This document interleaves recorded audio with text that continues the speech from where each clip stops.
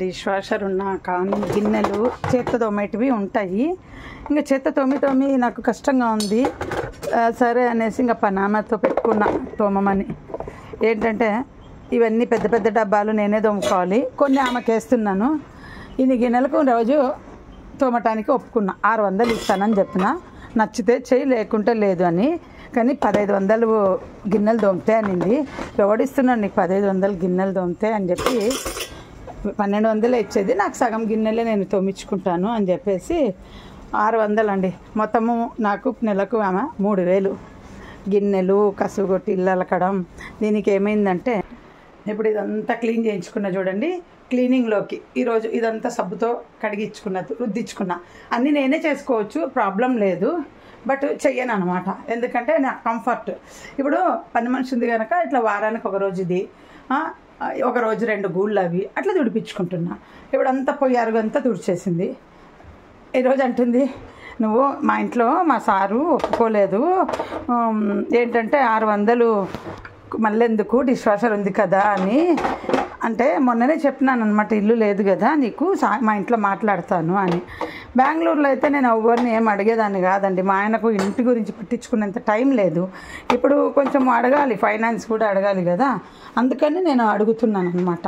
మా ఆయన ఎందుకని నేను అన్నాను, నా వల్ల కావట్లేదు, ఈ పొయ్యి కడ్డీలు చేత్తో దోమాలి, ఆ తర్వాత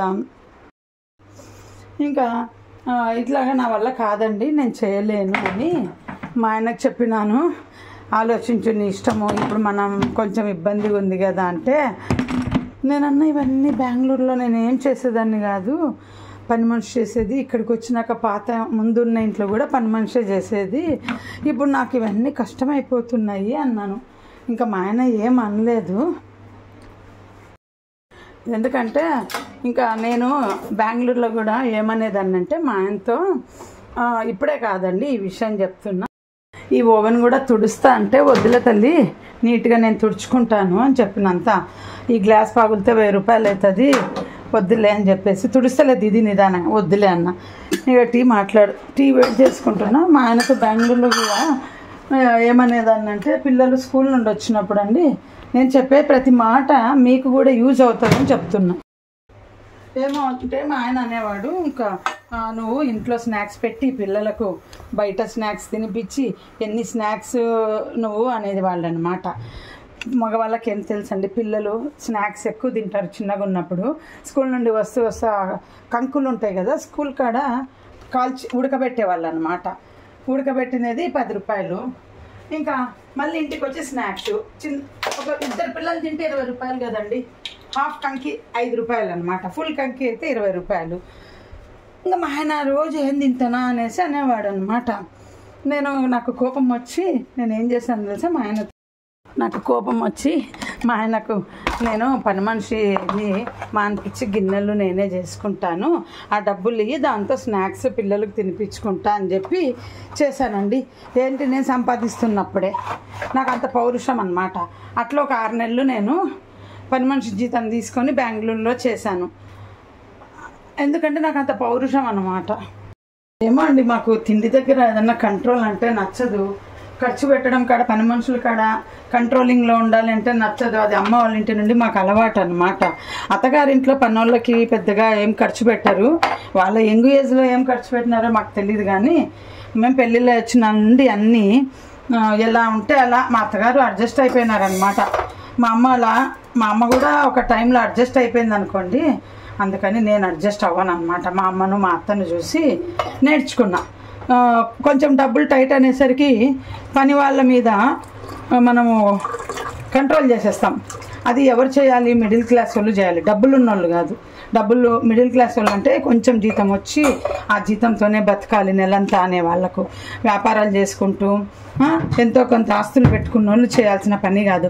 పాపం మా అమ్మ కష్టపడ్డది, ప్రాబ్లం వచ్చినప్పుడు మా అత్తగారు కష్టపడ్డారు. సో వాళ్ళిద్దరి జీవితమే నా ఇన్స్పిరేషన్ అనమాట. అదేమో కానీ పని మనుషులకు డబ్బులు ఇవ్వాలంటే ఎంత బాధపడతారో అందరూ. ఇప్పుడే కాదండి, నాకు పని మనిషి అంటే చిన్నప్పటి నుండి ప్రాణము. మా అమ్మ వాళ్ళందరూ తెలుసు అందరికీ. పని మనిషికి బాగా ఫ్రెండ్షిప్లో ఉంటాను నేను. నా చిన్నప్పటి నుండి అండి పని మనుషులు అంటే నాకు ఇష్టం. అయినా కానీ ఇప్పుడు నాకు ఇక్కడ పని మనుషులు సెట్ కాలేదు, కానీ ఇప్పుడు ఈమె సెట్ అయింది. నా అదృష్టం అనేది నేను అనుకుంటుంటాను. ఎందుకంటే ఏ ఇల్లు ఇంకా దొరకలేదంటే ఆమెకు మొత్తం ఇప్పుడు 4 ఇల్లులు ఉన్నాయి. మెల్లగా ఏం లేదండి. ఇప్పుడు చూడండి, పని మనిషి లేకుంటే నాకు మా పిల్లలను వదిలి ఎక్కడికి పోలేకపోతున్నాను. మాకు ఈ వెదర్లో బతకడమే కష్టము. దానికి తోడు మేము పని మనిషిని లేకుండా పోతే పాపం పిల్లలు ఇద్దరు లేదా అప్పుడు హైదరాబాద్ వెళ్తే ఇద్దరు కలిసి ఒకరు కసులు కొట్టుకోవడము, బట్టలు పిండుకోవడం. మాకంతా చిన్నప్పుడు మా అమ్మ వాళ్ళు అట్లా వదిలిపెట్టిపోతే పని మనిషి ఉండదు. ఇక్కడ బయట ఫుడ్ తెచ్చుకొని తినాలంటే రోజు అవ్వదు, మన ఫుడ్ ఉండదు. వారం రోజులు పడుతుంది మాకు. 1 రోజు 2 రోజులు కాదు, ఊరు వెళ్తే మినిమం వారం పడుతుంది జర్నీ. ట్రైన్లో పోయినా కానీ పోను 1 రోజు రాను 1 రోజు. నేను ఇప్పుడు ఇలా గిన్నెలకు వీటికి ఎందుకు పెట్టుకుంటే మగవాళ్ళకి అర్థం కాదు చెప్పటం, కానీ వీటన్నిటికి పెట్టుకున్నాను అనుకోండి, నాకేమవుతుందంటే ఊరు వెళ్తే పని మనిషి చక్కగా గిన్నెలు తోమేస్తే మా వాళ్ళను డిష్ వాషర్లో చేసుకోండి అంటే చేసుకోరు. నీ డిష్ వాషర్ నువ్వే చూసుకొని అక్క చెల్లెళ్ళే కసు కొట్టి ఇల్లు అలుక్కుంటారు. ఇప్పుడు ఈ ఏజ్లో నేను ఇంటి పని చేసేంత ఊరి పోకున్నా కానీ నాకు కాదండి. పట్టు చీరలు అక్కర్లేదు, మా హోటల్ పోనక్కర్లేదు. కానీ ఫస్ట్ ఇంపార్టెంట్ 50 క్రాస్ అయిన తర్వాత చక్కగా ఇంటి పనుల్లో వంట మాత్రమే మనం చేయాలండి. నా దృష్టిలో వంటకు మా ఊర్లలో అండి అందరు మా బంధువులు ఎవరితో మాట్లాడినా అందరు ఊర్లలో ఎవరైనా వాళ్ళ సర్కిల్ని బట్టే కదా బిహేవ్ చేసేది. చెప్తున్నా వంటలకే 5,000 ఇచ్చి పెట్టుకున్నారు. నేను పని మనిషికి ఎందుకు ఇవ్వకూడదండి చెప్పండి? అంటే ఎవరైనా వాళ్ళ సర్కిల్ని బట్టే చూసుకుంటారు. నేను అట్లని కాదు, చిన్నప్పటి నుండి అమ్మ వాళ్ళ ఇంట్లో పనులను ఎక్కువ ఉండడం మాకు అలవాటు. మా చిన్నప్పటి నుండి మేము పుట్టినప్పటి నుండి కూడా అమ్మ వాళ్ళకి పన్నులతో చేయించుకునే అలవాటు. సో ఆ జీన్స్ కూడా ఉండొచ్చు. నేను కష్టపడానండి, లేనప్పుడు కష్టపెట్టాను. నా సొమ్మంతా ఎవడెవడో తిన్నారు, చక్కగా కూర్చొని ఎంజాయ్ చేస్తున్నారు.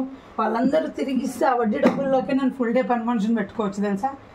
₹1 వడ్డీ బ్యాంకులో పెట్టుకుంటే కూడా నాకు ఫుల్ డే పని మనిషి 10,000కు చక్కగా చేస్తుంది. వాళ్ళందరినీ రోజు అందుకే తిట్టుకుంటుంటా, దరిద్రులారా నాకు డబ్బులు ఇవ్వాల్సిన వాళ్ళందరినీ తిట్టుకుంటుంటా. నా సొమ్ము తీసుకొని మీ కష్టాలు ఉన్నాయనే నేను ఇచ్చినాను, కానీ మీకు ఎవరికి కష్టాలు లేవని ఇవ్వలేదు. మళ్ళీ నాకే వాళ్ళ కష్టాలు వినిపిస్తారనేసి భలే కోపం వస్తుంటుంది. మీకు వినిపిస్తుంది అనుకుంటా నా వాయిస్ అక్కడి వరకు. కోపం వస్తుందండి. అది ఎవడెవడో తీసుకొని నా డబ్బు ఇవ్వకుండా పెట్టుకున్నాడు. వాళ్ళందరూ ఇస్తే బ్యాంకులో వడ్డీకి వేసుకుంటే నాకు 8,000 మినిమం వస్తుంది. ఫుల్ డే పని మనిషి ఇక్కడ 10,000. చక్కగా ఫుల్ డే పెట్టుకొని లైఫ్ ఎంజాయ్ చేసిన జీవితం నాది. నా డబ్బు మీ దగ్గర ఉంది, మీరందరికీ తినిపో. మా అన్నకి చెప్తా, వాళ్ళందరూ తినిపోతున్నారు. మనము దాచుకొని ఇప్పుడు దాచుకునేది ఏం లేదనుకోండి, రేపు మాకు మా అత్తగారింటి నుండి ప్రాపర్టీలు రాకపోతాయా? మనమేమంతా బీదోళ్ళం ఏం కాదు కదా. ఇప్పుడు క్యాష్ లేదు మన దగ్గర, అంతేగాని మనమేమంతా బీదోళ్ళం కాదు కదా. పెద్దలు ఇస్తారు కదా ఏదో ఒక రోజు.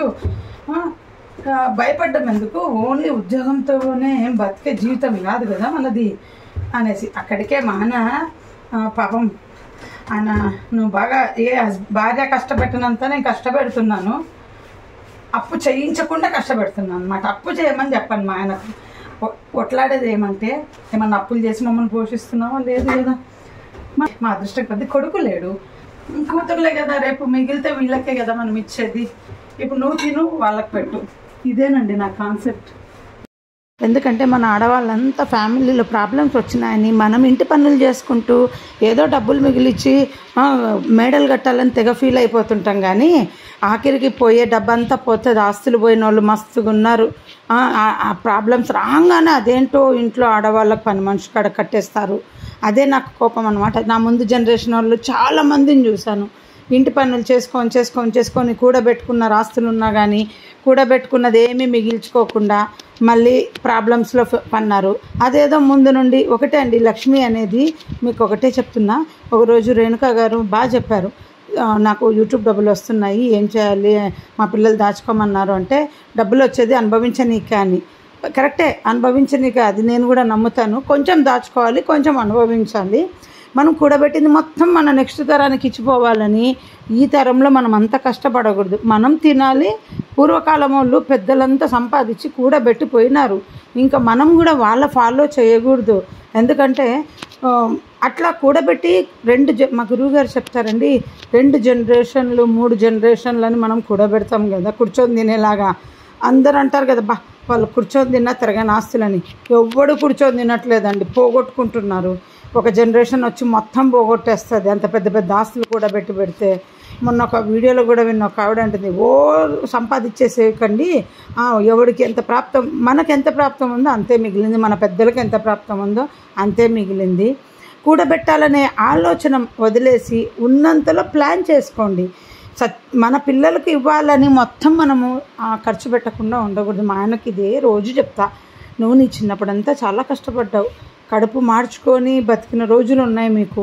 ఇప్పుడు నువ్వు నీ పిల్లలను కూడా అట్లా కష్టపెట్టట్లేదు, కానీ నువ్వు ఇప్పుడన్నా ఎంజాయ్ చేయి లైఫ్. నీ చిన్నతనం అంతా నీ బాల్యము ప్రాబ్లమ్స్ అనేసి నువ్వు కష్టపడ్డావు, ఎప్పుడు చెప్తావు నా చిన్నప్పుడు మేము ఇంత కష్టపడ్డాం అంత కష్టపడ్డాం, అవన్నీ నేను చెప్పానండి.